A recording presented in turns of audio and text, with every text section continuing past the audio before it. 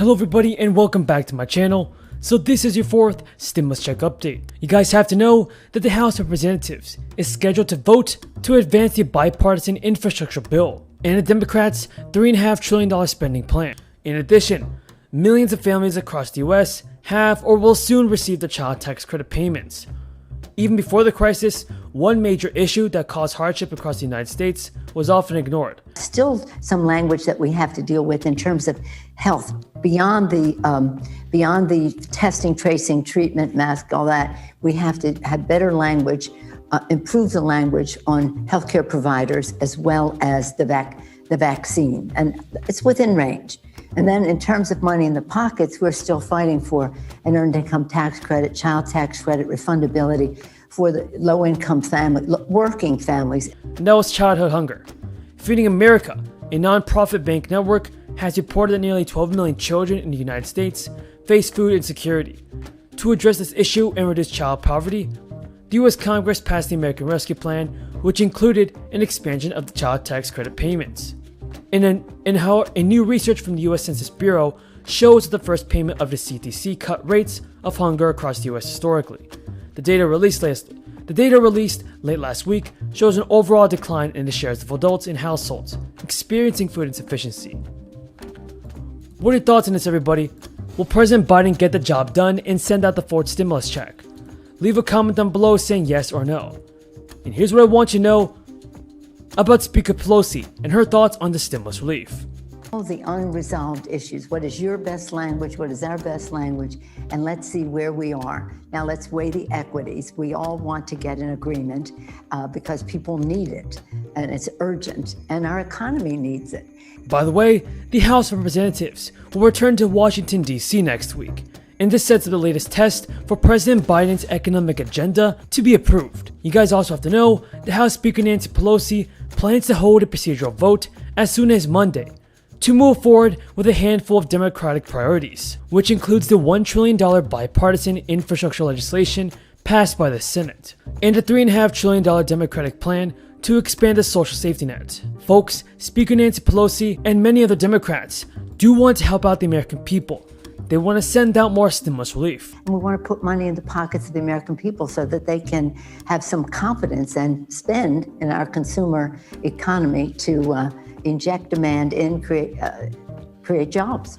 And folks, that is great news for us. Some Republicans like Mitch McConnell do not want to send out the stimulus payments. Everybody, do you believe that Speaker Pelosi can unite the Republicans and Democrats in sending out the fourth stimulus check? Leave a comment down below saying yes or no. And don't forget to subscribe to my channel and give this video a like. And share this video with your friends and family, because I'm going over the very important stimulus check information.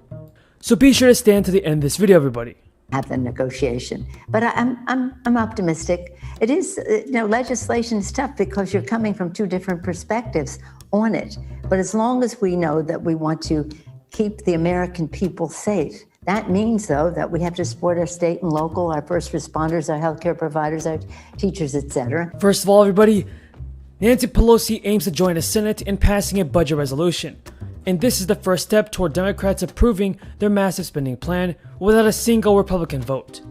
So this spending plan isn't expected to get through the Senate for weeks or even months, which would put off the final passage of the infrastructure bill, if all goes according to Pelosi's plan. In an effort to keep progressives on board with the smaller infrastructure plan, Nancy Pelosi has said that she would not take up either economic plan until the Senate passes both of them. And opposition from within her caucus has threatened to derail the Speaker's plans, and this leaves Democrats looking for a path forward as they return to the Capitol. A group of 9 centrist House Democrats on Monday reiterated their calls for the chamber to vote on the bipartisan infrastructure bill before it considers the spending on social programs and climate policy. As Democrats hold a narrow majority in the House, the 9 lawmakers could sink the budget resolution on their own, delaying progress on an economic agenda the Democrats hope will boost households and improve their fortunes in the next year's midterm election.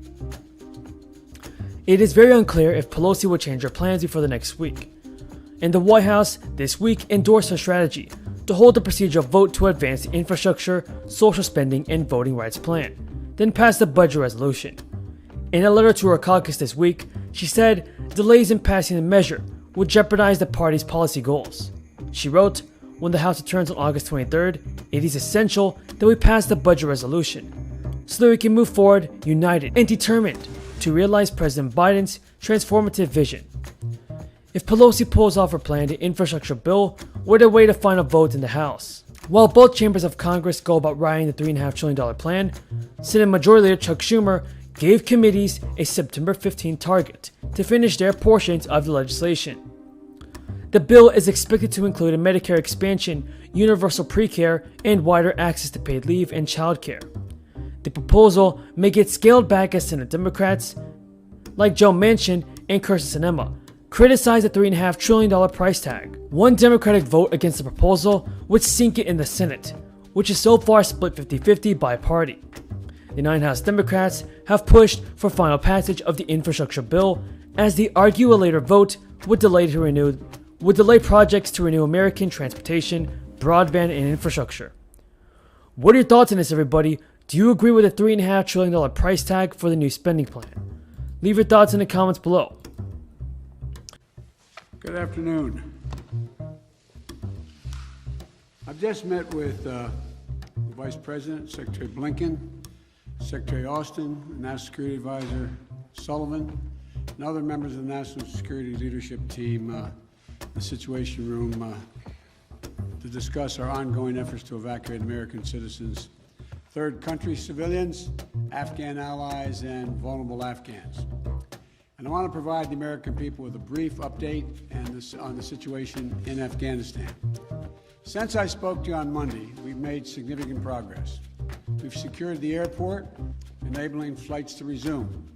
Not just military flights, but civilian charters from other countries, and the NGOs taking out civilians and vulnerable Afghanis. And now we have almost 6,000 troops on the ground, including the 82nd Airborne, providing runway security, the Army 10th Mountain Division standing guard around the airport, and the 24th Marine Expeditionary Unit assisting the civilian departure. This is one of the largest, most difficult airlifts in history, and the only country in the world capable of projecting this much power on the far side of the world with this degree of precision is the United States of America. We've already evacuated more than 18,000 people since July and approximately 13,000 since our military airlift began on August the 14th. Thousands more have been evacuated on private charter flights facilitated by the U.S. government. These numbers include American citizens and permanent residents, as well as their families. It includes SIV applicants and their families, those Afghans who have worked alongside us, served alongside